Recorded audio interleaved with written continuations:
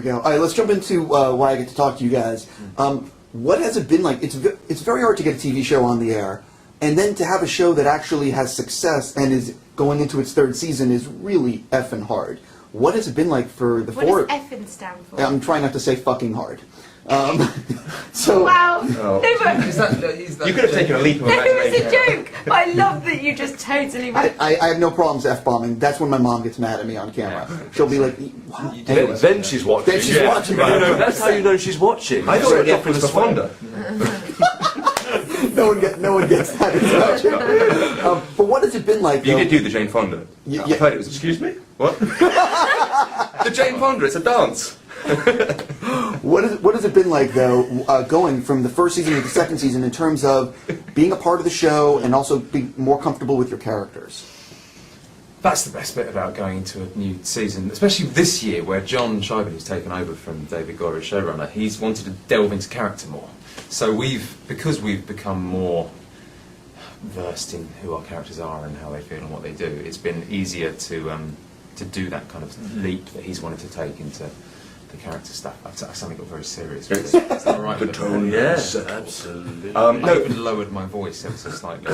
It was no, but what you're saying is absolutely true. I think it's very fun having separated all the characters out last season. Spit it out. Don't get nervous. Don't get nervous. Having look, just take over. I'm finished. Having had all the characters splitting off to the four corners of the earth. I think he's doing a good job. Having had all the characters all split up, we've brought them all back together. But this time they're different. All the characters are in very different. He just sniggers. This is basically you got an insight to set here. No, I'm actually picking up on it very, very well and how it really is. Greg just ruining take after take after take by laughing. No, you're absolutely correct, Blake. It is Blake, isn't it? Yeah. But this season is far more grounded, and we are. We what? We didn't do that. We are in Florence a great deal more perhaps than we were in previous seasons, and we kind of each character is having to deal with the various repercussions of our actions, and particularly Leo's actions, and so we're around a lot more together. And it's lovely going into season 3 because you suddenly find yourself with a past, a present, and a potential future, which is at the beginning of season 1. You don't have that yet, so it's lovely now at this stage you're supported by everything that you've done previously and what you're doing right then and then potential future. So I think it feels like all the characters have travelled a lot. So if you take the season 1 characters and the season 3 characters, they're in very different mental states. They've all been knocked off their pedestals. So I think it'll be fun for an audience to see quite how complex the relationships have become this season. With a new showrunner, obviously David brought in Book of Leaves, and there was an overarching arc. Yeah. And you sort of resolved some of it, if you will, in the finale of season 2. How much is that overarching arc a part of season 3, and how much are you guys taking on new storylines and new situations? Well, there are certainly new storylines, new situations, but the arc still exists heavily. The problem with I say the problem, but the thing that people got frustrated with, including us, with the Book of Leaves in the first and second seasons, that it was very ephemeral, and it was just this ephemeral, it's just this kind of thing that people said, oh, we've got to get it, and why? Because it matters. This season, John has decided to address head-on kind of what it is and why it's important. and everyone's got a relationship with it, and it makes sense for everyone. It will become to a see very it. tangible thing as far as the quest is concerned. Separately from that, there's a whole bunch of new subplots. There's a serial killer. There is a serial killer. There's also there's the whole threat of a Turkish invasion in a way sublimates the quest for the Book of Leaves. There's this much more pressing threat which kind of forces all the characters together. So you get kind of quite fun, unusual alliances. And there's this kind of impending doom throughout the season, kind of just over the wall for all of us, which is just lurking on the outskirts, which... Excuse That's me? good. It's very strong. Excuse grazie. Excuse me. No. Sorry. No, we've already got enough trouble with this Italian pronunciation as it is. Del conto per favore, grazie. Me the ball. Meatballs! Oh, wow. There we go. That's up there with Noel Edmonds. Please, next one. I'm very curious, with the new showrunner, Yeah. how has it changed perhaps in the production time? Well, are you guys getting scripts in the same way? Have you changed? Because showrunners often, the way they write will it can change. Maybe some, That's true. I don't know the way it is in terms of the way, sometimes scripts can come in at the last second. Sometimes they can be there a little. Later. Definitely later. But They're terrific. But more fully formed when they arrive. Oh, so it's not as many pink and yellow and purple Exactly. pages. Yeah. It's What you so- get is what you shoot. Yeah, which is different. I mean, as far as quality, it's on a similar level, but it's just suddenly you get something on the page maybe 3 days before we shoot, and it's everything's there. We basically get this. We do read-throughs of the 2 Which is episodes new. We haven't always at a done time. read-throughs. Yeah, so now we've started doing read-throughs so everyone can hear it in the room before we shoot it. We pretty much get sent those 2 scripts the night before the morning of the read-through, which is kind of a bit worrying, but also it's actually a really good way of just doing a cold read Yeah. and Yeah. just kind of seeing how it sounds. And John likes to sit in the room, listen to how it sounds out loud, and then make his changes based on that rather than guessing how it might play on the day, which is a good. But there's no secrets, like it's very open, there's a really open dialogue between us and the writers, and there's never a second on set when one of the writers isn't with us. So John Scheiben is either with us or one of his tribe, so we always have someone to be able to talk to, ask questions about where we're going to go in the next episode and what's happening in 9, and they're very open with saying to us, this is an idea, this is what we're hoping to achieve, and then you sit and chat about it, and then you see it executed, as we said, the night before the read-through. Because otherwise, actors get a bit precious. Like, if we read something that we love and then it changes, it's an unnecessary heartbreak.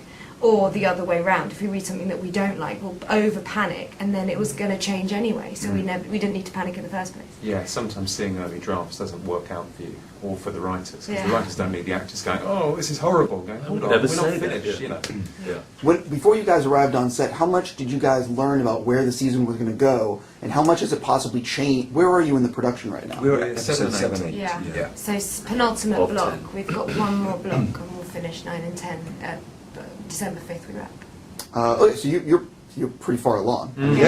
Oh yeah, Yeah. we're totally in the belly, yeah. So how much from when you guys were told? Why do you always look at me when you do stuff like that? We're in the belly of the production. You're in the belly. We're in the belly. Yeah, but a minute ago I said something else, We're you looked nearly at me like I finished. was nuts. We're just a bunch of guys in the belly. We're in the belly. From what you guys were told Just about get in the pork belly, man. from what you guys were told about the season before you got there, Yeah. or how much did how much has it changed? Or We how, were lied to actually because they told us that it was going to be in space, Oh, I thought you were going and to tell that the truth about didn't being happen. No, there was a Vinci very in clear. space. We sat down with producers and showrunners early on, and they gave us a kind of idea of where they wanted the season to go. I think we wanted to chat with John Scheiben before Yeah. we kicked off with a kind of give us a sense of the trajectory Some of of each that's character. changed because I you went know, and sat in the writers' room for almost Oh, 3 yeah, hours in that's LA true. before we started shooting, and the new writers who came on board basically just said, "Tell us how you feel about your character and what you want to explore and what you've enjoyed exploring." So it was really indulgent. For just What- 3 what- hours, I just sat in the room talking, It's a closed rare- my eyes, and just rare spoke treat, about though. Lucretia. like, it was a nice treat to be Yeah. able to actually, interact with them before we kicked off. One thing they've been brilliant at this year, they'll kind of watch what's happening on set and they will adjust future episodes according to how Yeah. you played scenes. So it's a very organic process and kind of, which There's is lovely. always They kind someone of- there watching the baby grow. In the belly. You're in the belly. We're in the I see the way depths it of is. the belly. It's- No, I totally get it. Oftentimes on shows, when the first episode hasn't aired and they're still putting it all together, they will possibly look at the edit and realize we're missing this key scene, we're missing this one moment. Yeah, we're or, oh doing my- that. Yeah, that- we're going back and we're doing a couple of scenes in the early episodes because of that exact reason. We've found that now that the series has taken us to a place where it feels like we're missing a beat in the early. That's a in the early rare eps. gift that you can get from being able Yeah. to shoot 10 eps before they're aired. You know, you can sit back and you can look at it like you would a film and go, well, we need reshoots. Actually, here, we we'd need love make to this have work. that moment. yeah. Just to make it as strong and as good as it can be. And again, as strands become kind of more emphasised later on in the series that weren't necessarily going to be, we can kind of amp that up earlier and kind of feed in little teasers. I don't think we can stress enough that this is the best season we've done by a long chalk. It's It really is. It's It's really pretty exciting, yeah. We're really genuinely excited to get it out there. Yeah, because it's really the show's rich, yeah. rich and deeper and stronger and And yeah, it it's makes kind of so cool. much sense. does. It makes a lot of sense. Yeah, it makes Sometimes character when you're sense. in a show like this, it's amazing, but sometimes you can think, oh, I can't understand that. Because it's wacky, and we can go as far as we want in this show because there's no boundaries, and that's amazing. But then sometimes I feel like this year we've got a couple of boundaries that are in place that it makes everything feel It makes like the it doesn't jeopardy make sense. real. I think this season of all, I think none of the characters are safe, and they're put in pretty perilous situations. I think it'll make for an exciting to watch. I've interviewed many actors, and I've learned that everyone works a little bit differently. Everyone has a routine. Some people are a little bit more method. Some people are really loose. With the four of you, So loose. right? I'm very curious for the four of you. How do you typically like to work, and how does it compare to the people you're sitting next to? Okay. That's good. Well, on this, I'm very loose because that is Zoroaster is very relaxed and riffy, and and it's kind of a joy to actually be in something for so long and be able to kind of keep that kind of lightness, but also kind of it's like a kind of like pattern. Do you know what I mean? There's a kind of pattern, which for me has been a lot of fun. Breezy. And it's so interesting to read scripts now that we know these characters so well, and not just the characters that we play, but as scripts are coming in, like last block when we did the read-through, we sat there and hearing Zoe's voice, like Greg speaking like Zoe, and looking at the lines, that the marriage is so perfect now. It is what Are you Greg's saying that Greg developed. isn't acting? No, but Greg's developed Zoe, hasn't he? And now the Do you act writers in the are show? slightly are hearing Greg's What is voice it? as Zoe, and so they write the voice that Greg's created in a way. Which always They Which do is incorporate amazing. the voice of the actors. And In- it's in- incredibly helpful. In this transition period in which John took over as showrunner, being on the ground with us, there was a transition and an open dialogue in terms of finding the voices that we've spent 2 seasons Yeah. creating, and that can sometimes be a little bit worrying at the beginning because you think it's a new guy in charge, and are they going to be able to find those voices? And they absolutely Yeah. have, Yeah. and they've nailed it. And it's been very open from the beginning, that kind of communication. Blake, on the other hand, you prefer to prepare, first off, entirely naked, and also always in the dark. Rumble.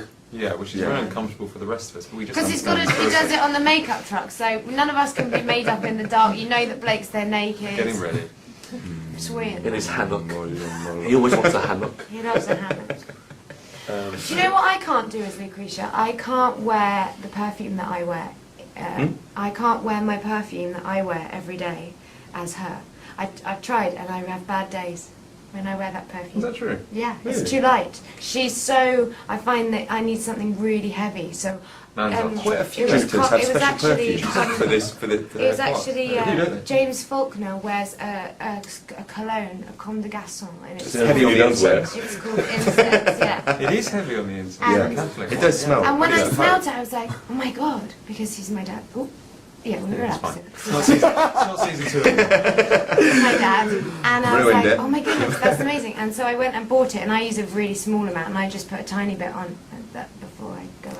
So this is like the secret. This is like one of the ways you like to work, or one of the ways you get into character. Sensory, I think music, smell, the scent that I wear. I definitely can't wear my own perfume. I don't like listening to music that I listen to. I prefer to listen to music that makes me feel more like her, like in her mood, rather than my mood. You listen to music. I listen to music, but again, it depends on them. It's a really good question. I think it depends on what the kind of emotional temperature of the scene is. If it's a breezy scene, as you say, you kind of want to breeze into it, and if it's a kind of slightly more intense scene, you want a bit more of a run-up. And there are kind of certain shortcuts you develop as an actor to kind of get to where you want to be emotionally.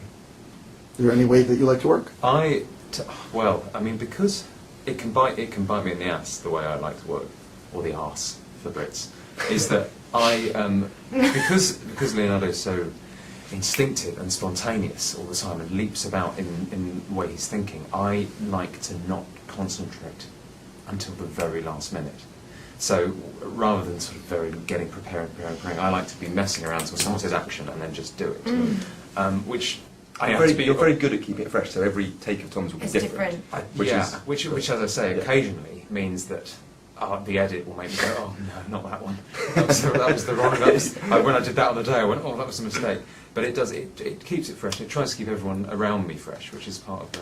I've seen Woody Harrelson work on set before, and he does that. Like I watched him work on Zombieland, and he he did like 8 takes, and all 8 takes were as different as you could possibly imagine. It's amazing, yeah. It's both good and bad because, as you were mentioning in the editing room, Yeah. it's like Sometimes it can get you, Yeah. but also Right. you can find moments that you're like, wow, that just came out of Also- nowhere. It's kind of a Also, gift for an you're- editor, to but be honest, you're- that choice. It's great for an editor. Yeah. It depends what the person that you're working with is doing as well, because if the person you're working with is changing what they're doing, it wouldn't be right if you weren't reacting to that. If you were just carried on stoic doing what you were doing and you weren't listening and playing and reacting. Do you not to interrupt, but do you find when you're working with someone that does change it up so often that it helps your performance, or does it pop? Absolutely helps. Yeah, Well, I because think all 4 of sometimes us- things land Yeah. and you haven't heard something yet, and you've done it 3 times.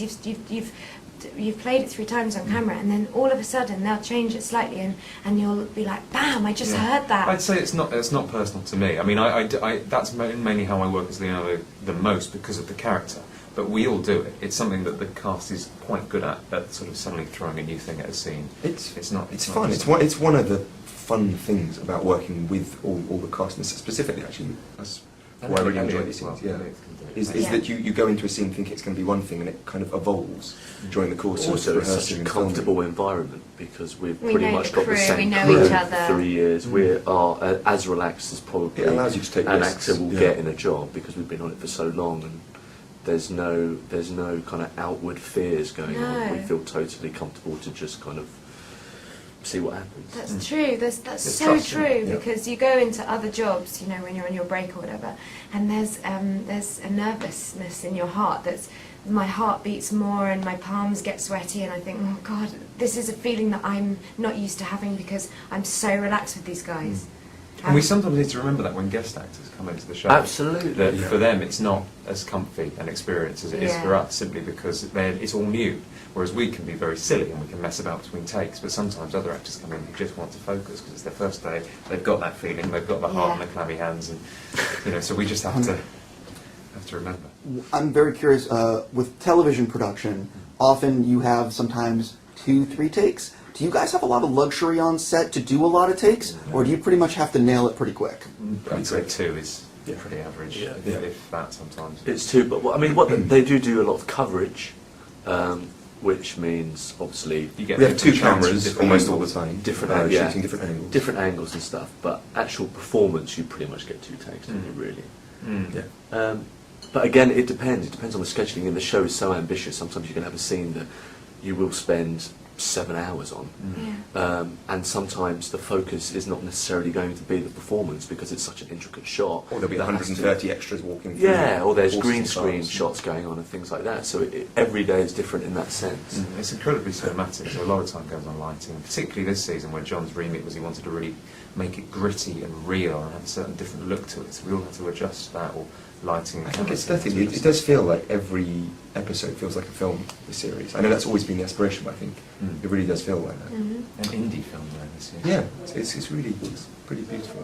Well, I've enjoyed the first 2 seasons, so I'm absolutely now, based on your smiles. I think if you like the first one, I think you're going to love the third. Right, Really. I am totally on board. I'm going to say congratulations and really enjoy New York Comic Con. I Thank hope you get you. to walk the floor a little bit.